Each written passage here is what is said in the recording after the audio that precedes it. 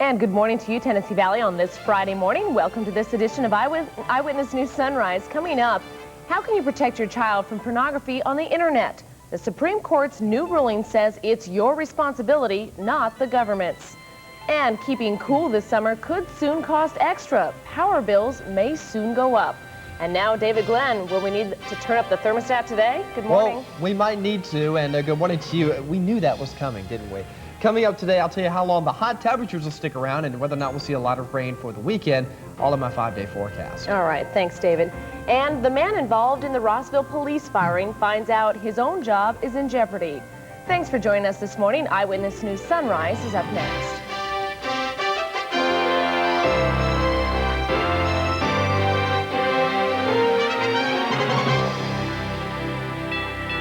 From Channel 3, coverage you can count on. This is Eyewitness News Sunrise. Good morning and welcome to Eyewitness News Sunrise on this Friday morning. Here are the stories making headlines around the Tennessee Valley. Parents in the Tennessee Valley react to the Supreme Court's ruling on pornography on the internet. 2 Alabama escapees are back behind bars this morning. And Ronnie Bowman, the man involved in the Rossville police chief scandal, loses another job. And in national news, the second Oklahoma City bombing suspect now knows when his trial will begin. And we'll get to those stories in a minute, but first let's check on the forecast with David Glenn.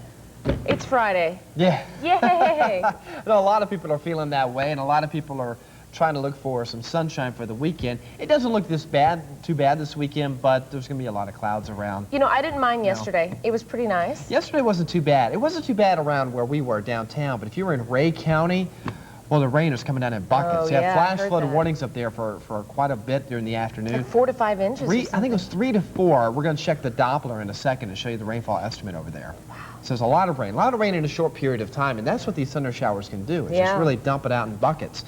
Let's start off with a look at the radar screen and show you whether or not there's any more rain out there. We do have some showers that have lingered around through the nighttime hours, mainly to the north and east of the city right now.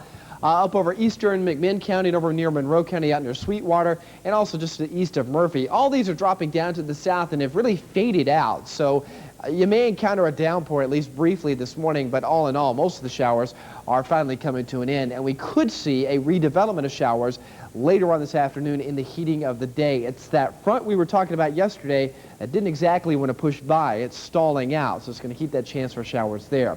Right now it's still muggy. 72 here in the city. Look at Dalton, 75 right now. 69 Rome, 68 Athens, while it's 71 Athens and 72 at Dayton and Fort Payne. Here's a peek at the 5-day forecast, and you will notice chances for showers through the 5-day forecast, but we're not talking all-day rains. No, this is a typical summertime pattern where we're going to see a partly cloudy sky through the weekend, and the chances for showers are mainly during the afternoon. High temperatures should be in the mid-80s before rising to the upper 80s Monday and Tuesday as the shower chances go down. So we'll talk more about our chances for rain. It's all that front, all because of that front we talked about yesterday that is stalling out over us. That's bringing us the rain. I wish Mother Nature would kind of blow it away there. Shove it on along, I know, but it always happens like that in the summer. All right, thanks, David. Sure.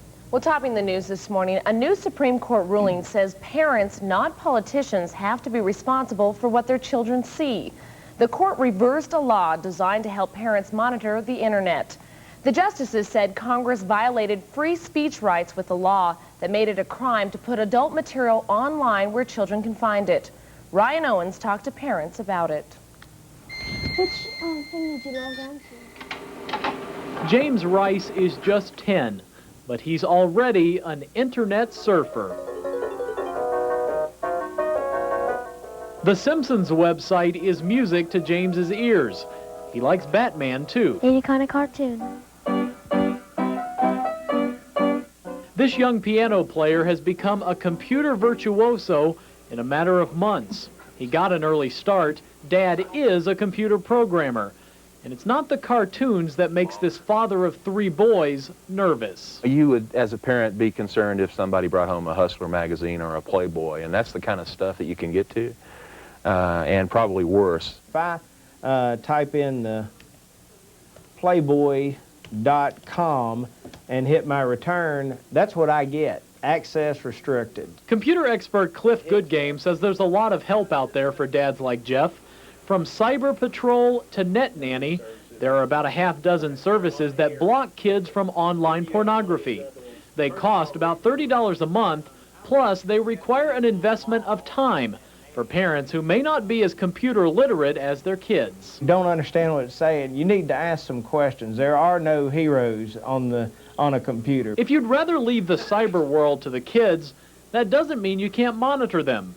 Good Game says it can be as easy as where you put the computer. If you position this in a family area of the home and not in a child's room where they can go lock the door and they say, go to your room. Sure, Mom, that's where I was headed anyway. The Rice family has the computer in the right place, and so far, that's working. I haven't caught them yet, so I guess when I do, it'll be more of a real problem. One thing that remains a real problem on the net is child pornography. The court's ruling does not affect that. Child porn is illegal on a computer or anywhere else. While the debate continues over computer porn and kids, computers will soon make life much easier for people who receive child support. With the new system, people will be able to find out when your last child support payment was made, how much it was, when it was mailed out, and how much you can expect to receive for the entire year. And finally, when the last court order was issued. Well, it's going to give benefit to the payees who currently would have to come down here to find out information. To access the system, call 209-6740 and put in your Social Security number and docket number. The system goes online July 1st. 2 Alabama prison escapees are back behind bars. The escapees broke out from a work detail in Athens, Alabama. One of them went to South Pittsburgh, Tennessee, where police say he stole a truck and took off towards Trenton, Georgia. 21-year-old Skataris Lofton drove the stolen truck into a ditch after he was spotted by police. Lofton took off on foot and broke into the home of Trenton City Commissioner Willard Ryan. Police say Lofton beat Ryan and his wife and held them hostage for nearly 4 hours and then fired at officers when they tried to enter the house. But Ryan was the one who took down his captor. And Mr. Ryan had, while they had this guy's attention, he was able to get to a weapon that he had took from them and shot the subject twice. Lofton was serving a life sentence for rape, robbery, and burglary. A second escapee didn't get far from the prison. Walter Harris was captured early yesterday morning near a convenience store in Athens, Alabama. The suspected killer of 2 Clarksville restaurant employees will be in court today.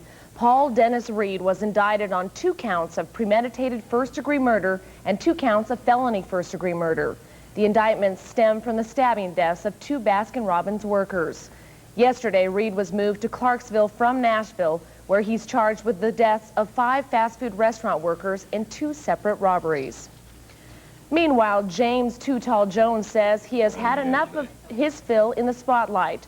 Jones was one of the 2 men questioned in the deaths of 2 Clarksville Baskin-Robbins workers.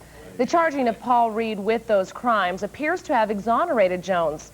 Now Jones says he's tired of having his name trashed in the media. He says he's never hurt anybody. Jones is being held in the Grundy County Jail in Altamont on unrelated burglary charges. Testimony is dragging along in the Harold Wayne Nichols appeal hearing. He's supposed to testify, but hasn't yet. Nichols is on death row for a rape and murder conviction, and now he claims poor legal counsel put him there. Yesterday in court, there was more testimony from Nichols' former attorney. Also revealed in court, according to the Chattanooga Free Press, the defense team told the judge that preliminary DNA results show Nichols could not have raped the victim. The victim's family disagrees. It could be another 2 weeks before those DNA results are ready. A former Catoosa County sheriff is out of another job. The CEO of Hutchinson Hospital fired Ronnie Bowman as Director of Emergency Medical Services and Security. This comes after the recent controversy surrounding the firing of Rossville's Police Chief Roger Blackwell. Eyewitness News spoke with Bowman last night, and he says he was fired after the CEO asked him to resign and he refused. Bowman plans to appeal the firing because he says he hasn't done anything wrong. Eyewitness News tried reaching Hutchinson for comment, but no one returned our call.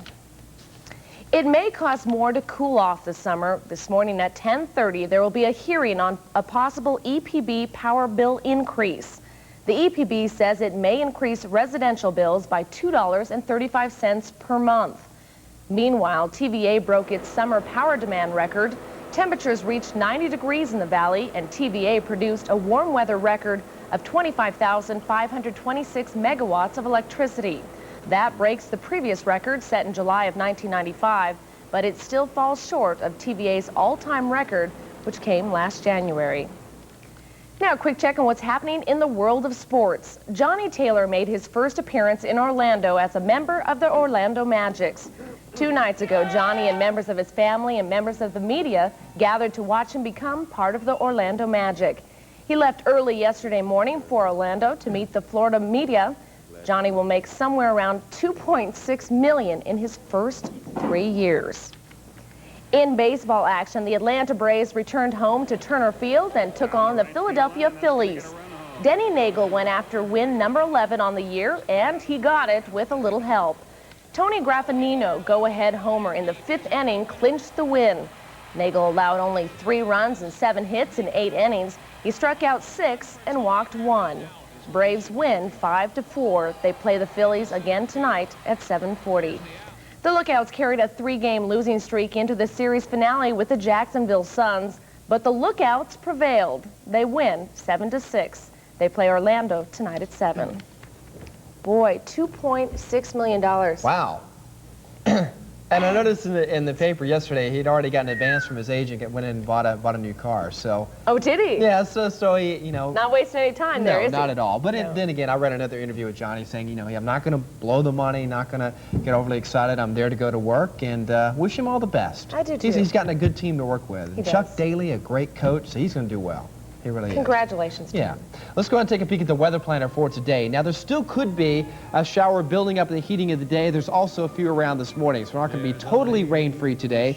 The skies will be partly cloudy and hazy, 80 by noon and 86 by the rush hour.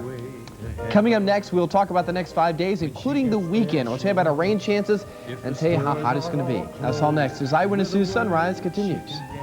What she came for. Ooh. And she's buying a stairway to heaven. There's a sign on the wall, but she wants to be sure.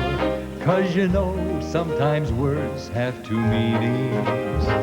In a tree by the brook, there's a songbird who sings.